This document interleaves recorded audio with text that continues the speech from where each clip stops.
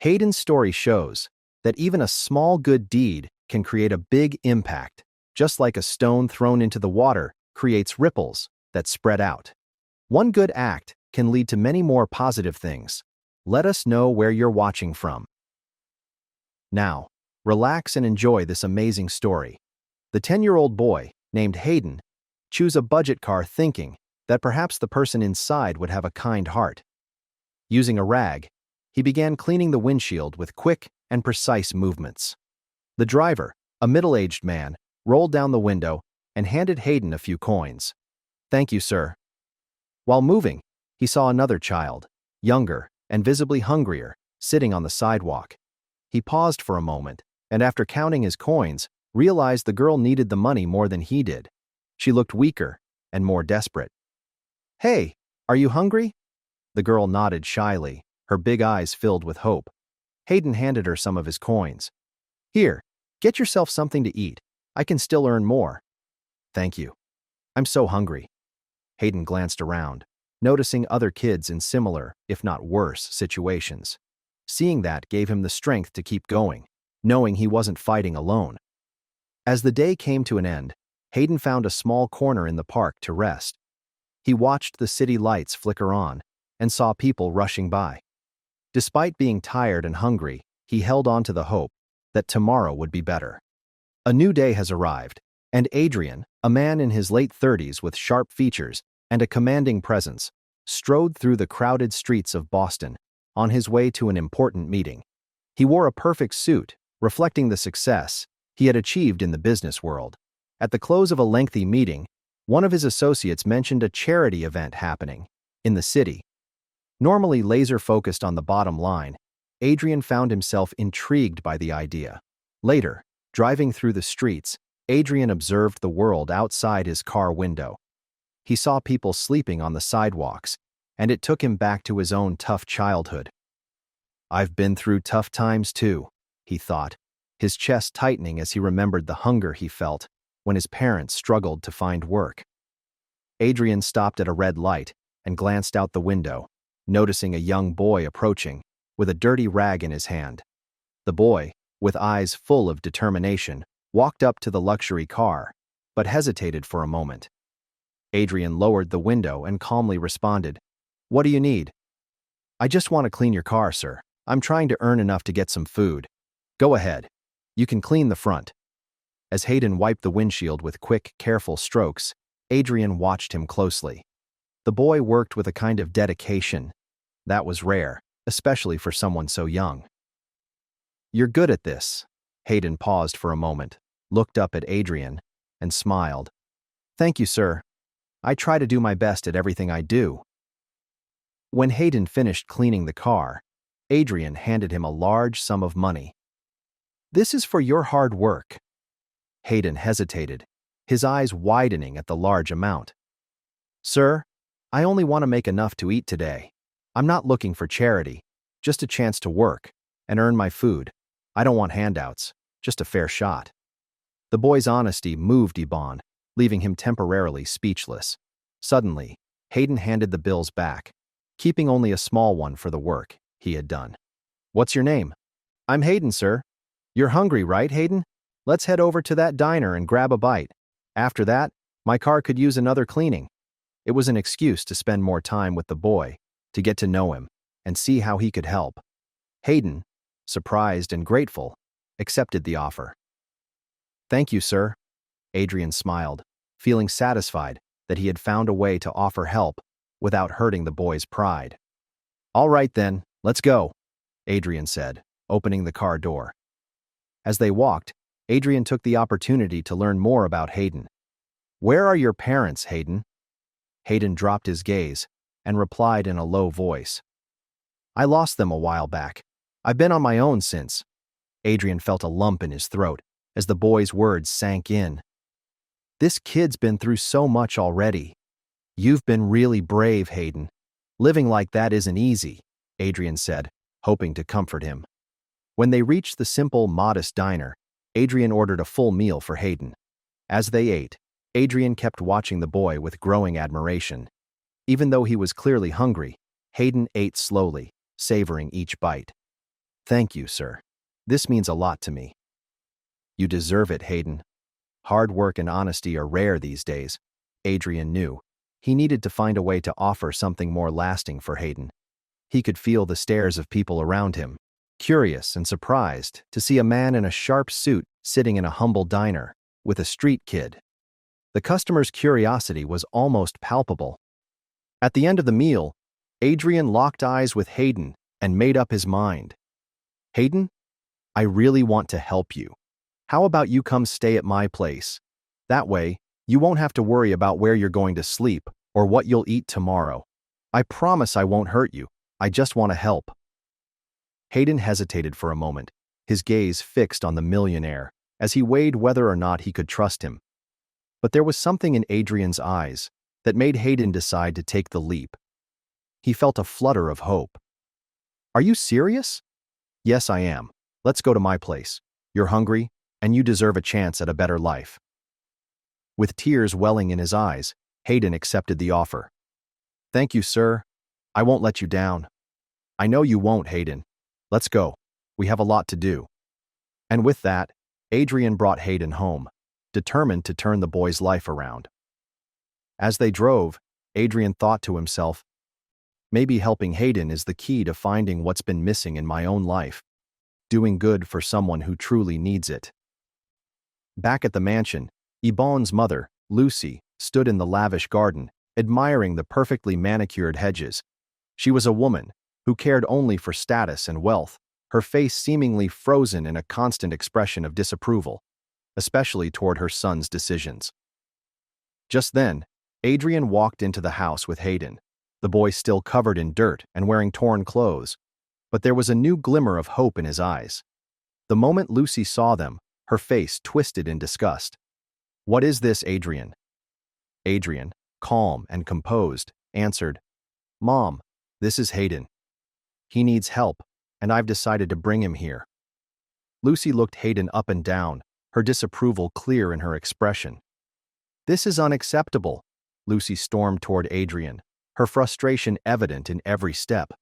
You can't just bring a kid off the streets into our home. Have you thought about what this will do to our image? Adrian took a deep breath, prepared for this reaction. Mom, this isn't about appearances. It's about doing the right thing. Hayden needs us. Lucy crossed her arms, unimpressed. And what do you think people will say when they find out we're housing a beggar? This is unacceptable. Sensing the tension, Hayden took a step back, but Adrian placed a reassuring hand on his shoulder. He's not a beggar, Mom. He's a child who's had a tough life and deserves a chance. Adrian, you're being naive. People like him are just looking for a way to take advantage of us. He's going to bring trouble into this house. I believe in Hayden. He deserves a chance. His conviction didn't sway Lucy. She turned away, heading toward the living room in clear frustration. You've always been stubborn, Adrian. But this is too much. I won't allow him to stay here.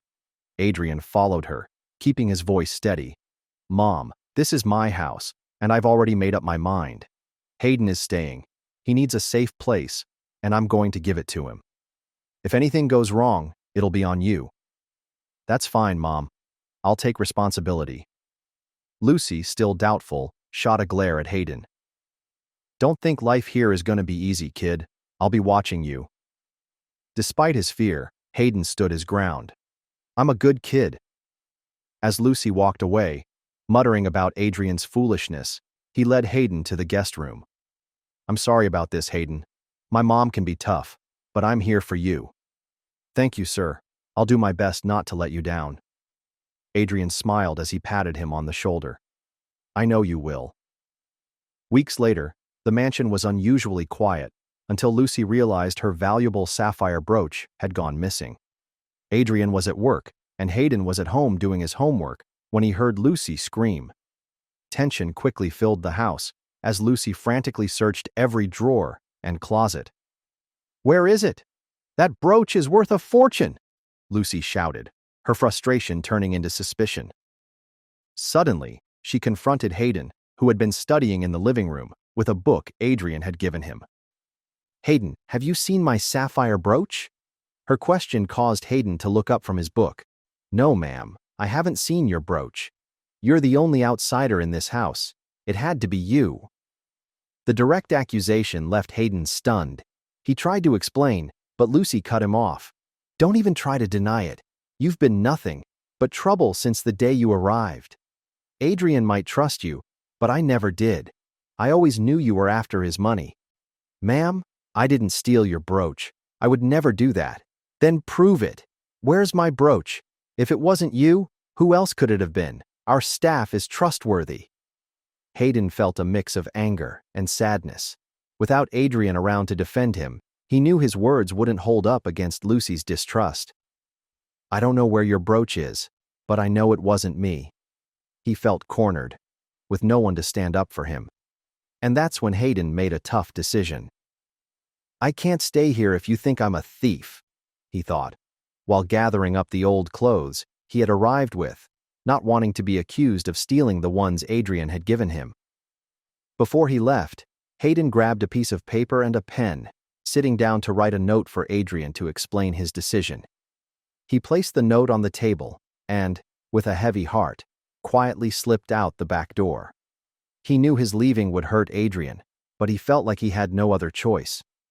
Adrian came home later than usual, tired from work, but eager to hear how Hayden's day at school had gone. As he walked into the mansion, he noticed an eerie silence that sent a chill down his spine.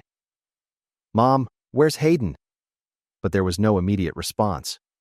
Walking into the living room, he saw Lucy sitting with a stern expression on her face. "Where is Hayden?" "Hayden's gone. He stole my sapphire brooch and ran away." "What? That doesn't make sense. Hayden would never do that. He's not a thief." Desperate, Adrian began searching the house for Hayden, convinced his mother was exaggerating, and that the boy wouldn't have left without saying goodbye. That's when he noticed a piece of paper on the table. He picked it up and began reading the note. "Mr. Adrian, I'm sorry, but I have to leave. Mrs. Lucy believes I stole her brooch, but I swear it wasn't me. I don't want to cause more problems for you. Thank you for everything you've done for me. I'll always be grateful for your kindness. Sincerely, Hayden." Those words hit Adrian hard, stirring a deep pain within him. Adrian rushed downstairs, furious with Lucy for letting the boy go. "Mom, he's not a thief. You accused him unfairly. You shouldn't have let him leave." As Adrian confronted his mother, one of the house staff entered the room, looking uneasy. "Mr. Adrian, I think I found Miss Lucy's brooch. It was underneath a pile of towels in the laundry room. It must have fallen there by accident," the employee said, holding it up. Adrian took the brooch, a mix of relief and anger coursing through him. So Hayden was telling the truth all along. He was wrongfully blamed. "I didn't know. I thought he had stolen it." "That's the problem, Mom. You jump to conclusions because of your biases. Hayden is a good kid, and now he's out on the streets again because of you. I'm going to find him, Mom. And when I bring him back, you need to show him the respect he deserves." Night had already fallen, and the city lights shimmered around him, but the only thing on Adrian's mind was finding Hayden.